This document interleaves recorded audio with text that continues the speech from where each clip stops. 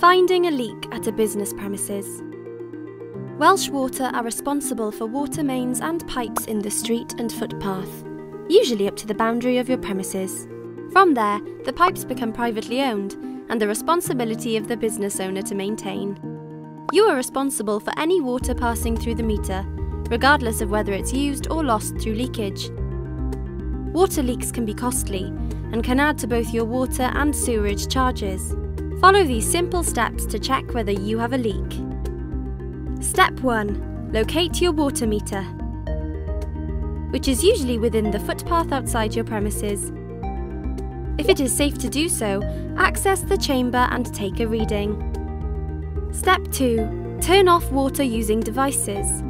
Next, go around and turn off all water-using devices in your premises. If the dials on your meter are still moving, you probably have a leak. Step 3. Locate your internal stop tap, which is normally on your premises where the water enters your building.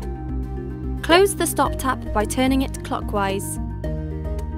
Read the meter again, and if the dials are still moving, you may have a leak on the pipe that goes from the meter to the stop tap.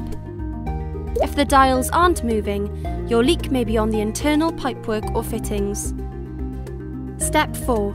Visual inspection. If it's an internal leak, you could undertake a visual check of common leaking areas, such as taps, toilets, and tank overflows. However, the leak may be on pipework hidden within the structure of your premises. If it's an external leak, you could undertake a visual inspection of the grounds within your boundary for unexpected wet or damaged areas. If you suspect you have a leak in your premises, contact a plumber. For more information, go to business.dwrcymru.com/leaks.